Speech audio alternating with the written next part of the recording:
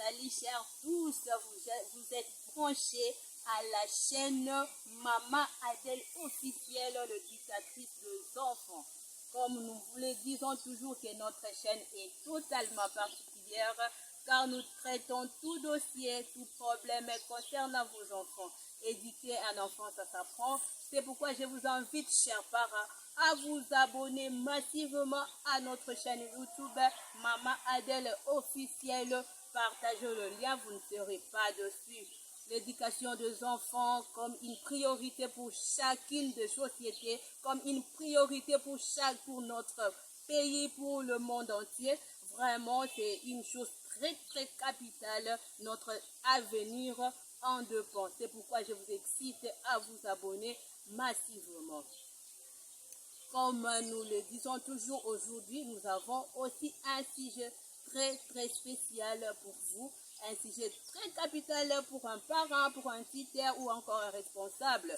Notre sujet du jour est de savoir comment activer l'intelligence des enfants.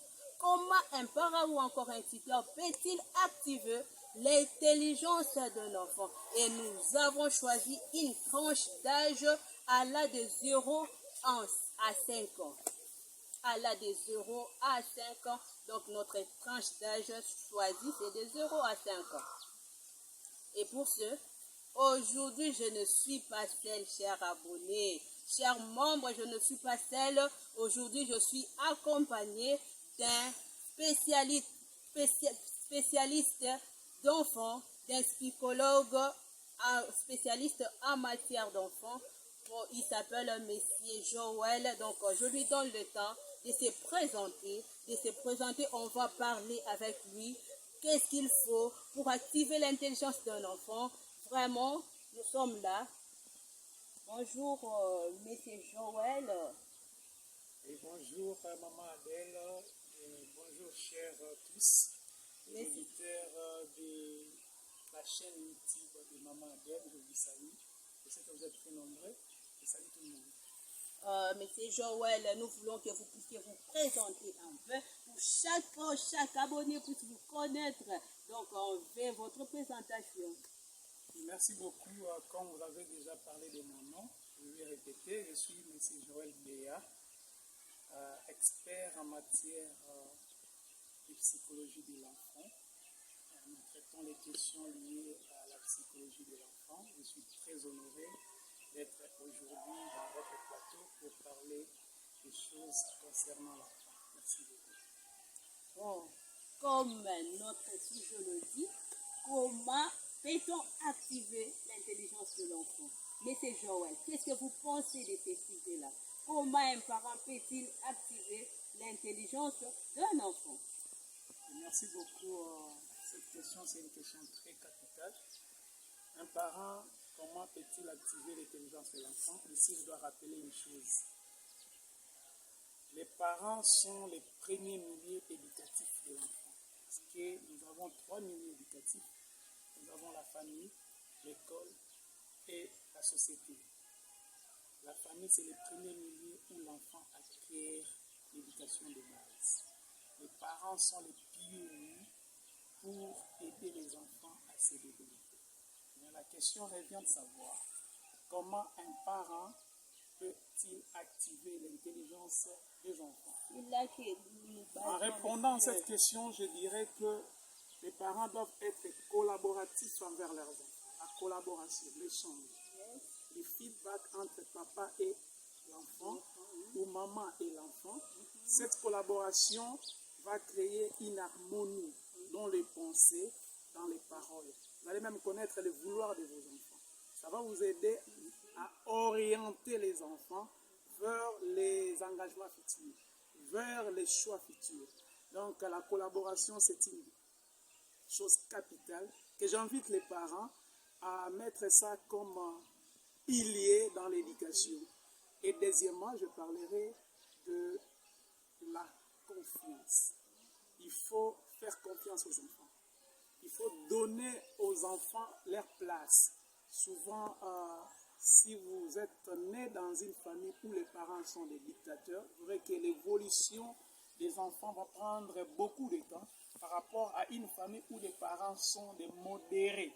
Parce que ici, j'invite aux parents de ne pas être dictateurs, soit sévères, ni légers, mais d'être modérés. L'éducation doit être une éducation modérée, où vous permet à tout le monde de s'exprimer selon sa libre pensée. Les parents doivent collaborer, premièrement, et les parents aussi doivent faire confiance aux enfants pour aider les enfants à exprimer correctement leurs besoins. Donc, si nous comprenons bien, les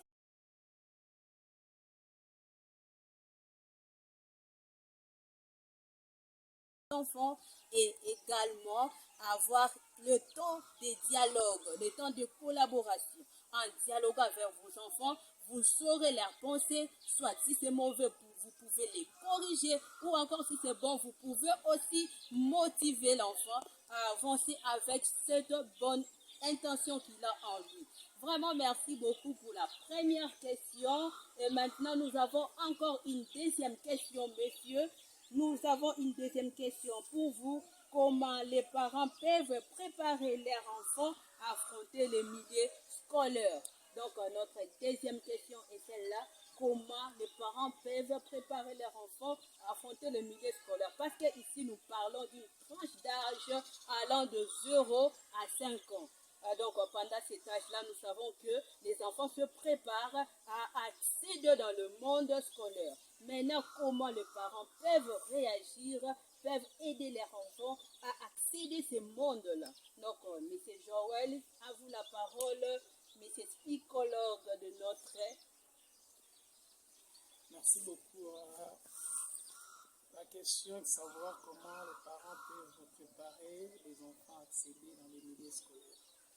Une question très capitale, donc je vais commencer par répondre en faisant allusion au milieu éducatif premier qui est la famille et dans un autre milieu éducatif qui est l'école où les enfants doivent commencer à fréquenter d'autres personnes habituelles que des personnes de tout le temps, de tous les jours, qui sont les parents, soit yaya, soit petit frère, petite sœur, ou grande sœur, et c'est encore.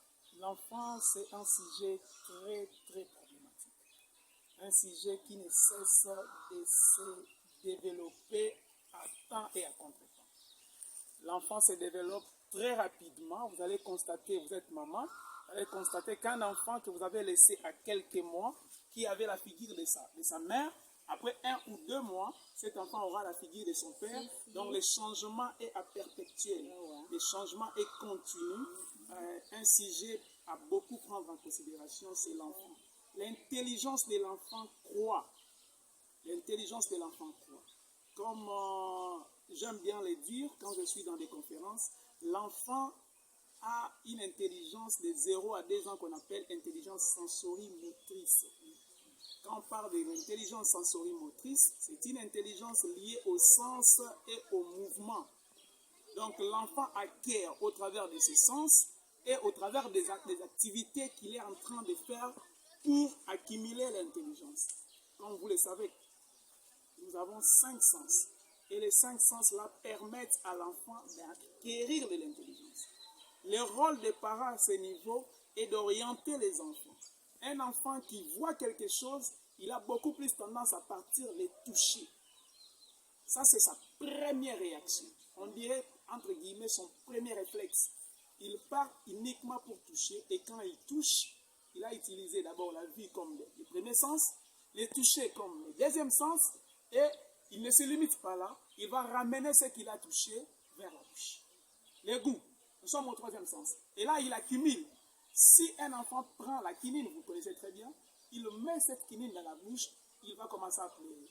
À ce moment-là, l'enfant a intériorisé que cette quinine est amère. C'est déjà une capacité intellectuelle. C'est ça. Une capacité intellectuelle que l'enfant vient d'acquérir. Cette quinine est amère. Donc l'enfant, au travers des sens et au travers des mouvements, l'enfant acquiert de l'intelligence. Quitte aux parents d'orienter les enfants à bien vouloir choisir. Les enfants aiment les interdictions. Les enfants aiment les interdictions. Vous allez me permettre de parler d'un exemple qui concerne ma nièce. Ma nièce, un jour, à la maison, elle me dit, je voulais sortir de la maison. Ma nièce, elle me dit, vous sortez et vous nous laissez comme ça seuls. Alors, qui va garder la maison? Elle avait à peine 8 ans et elle avait ses petits frères à la maison. Elle sait que si elle reste à 3 ou il reste à 3, ça sera une catastrophe. C'est pour cela qu'elle m'avait demandé, vous partez et vous nous laissez comme ça. Alors si vous revenez, vous trouvez quelque chose cassé, vous allez taper qui? C'est ça sa question. Quand vous revenez de la maison, vous trouvez quelque chose cassé, vous allez taper qui? Et cette question m'a poussé à savoir que les enfants ne savent ni le mal ni le bien. Quitte à nous, parents, d'orienter les enfants vers le bien pour qu'ils accumulent le bien. Et faire le bien, c'est quelque chose de bien. Donc, les parents peuvent préparer leurs enfants par orientation. Orienter les enfants. Et quand on finit de 0 à 2 ans, il y a une intelligence qu'on appelle l'intelligence préopératoire, qui commence de 3 allant jusqu'à 5-6 ans. Cette intelligence-là prépare l'enfant à commencer l'apprentissage. Qui dirait que l'apprentissage commence à l'âge de 6 ans. À l'âge de 6 ans, pourquoi? Parce que toutes les facultés intellectuelles se posent dans l'homme à partir de cet âge-là. Ici, permettez-moi, maman Adèle officielle, de dire aux parents de faire entrer leurs enfants dans la scolarité à l'âge de 6 ans. C'est l'âge auquel plutôt que les facultés intellectuelles commencent à prendre naissance ou à mûrir dans la vie de l'enfant. En parlant de ça aussi, M. Joël, j'allais aussi poser une petite autre question. Comment juge-t-il le parent qui envoie les enfants à maternelle, quoi? Donc, les enfants à l'âge de 3 ans déjà qui fréquentent le milieu scolaire. Qu'en pensez-vous de ça? Quel est votre jugement? Bon, ici, je ne vais pas émettre mon jugement par rapport à ça. Justement, je vais développer ma pensée. Yes. Je sais d'emblée que les enfants qui commencent l'éducation préscolaire, comme on l'appelle bien, l'école maternelle entre guillemets, ce sont des enfants qui, leurs parents, sont souvent indisponibles à la maison. Ils déchargent leurs charges à d'autres parents appelés maîtresse ou madame pour encadrer les enfants dans les heures où les parents ne sont pas disponibles. Vous le savez bien qu'un parent, s'il revient seulement tard à la maison vers 16h, 17h, il souhaite souvent à garder leurs enfants, même si les études terminaient à 12h. Les parents veulent souvent garder leurs enfants à l'école jusqu'à ce que, quand il va revenir, c'est une étape où les parents sont indisponibles, ils sont occupés à autre chose, ils laissent leur occupation à d'autres personnes. Ça n'a pas... Je préfère pas ça beaucoup, cette éducation préscolaire, mais je souhaiterais que les parents qui envoient les enfants dans l'éducation préscolaire puissent aussi bien suivre ce qu'ils sont en train d'apprendre pour activer leur apprentissage dans l'âge de readiness, l'âge d'apprentissage. Donc, si nous comprenons bien, à cet âge-là, à cette tranche d'âge-là de 0 à 5 ans, les parents sont là pour orienter leurs enfants. Qu'est-ce qu'il faut faire, À cet âge-là aussi, les enfants apprennent. Nous sommes là pour leur accompagner dans leur technique, dans le jeu, dans tout ce qu'ils font. Nous sommes là pour les encourager et puis les orienter. Vraiment, c'est ça. Merci beaucoup, M. Joël. Nous sommes vraiment ravis de vous recevoir en cette chaîne.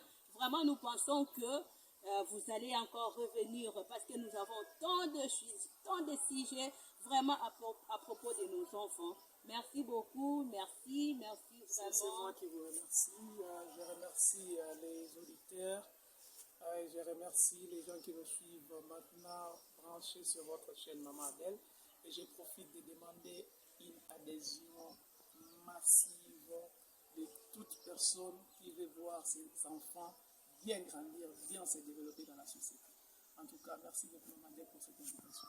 Merci beaucoup, c'était Maman Adèle officielle, votre chaîne, votre Maman Mabota qui vous parle toujours de tout problème qui concerne vos enfants. Merci beaucoup d'avoir été attentif à notre émission. Nous vous disons bye bye. Abonnez-vous, abonnez-vous. Bye, bye, bye, bye.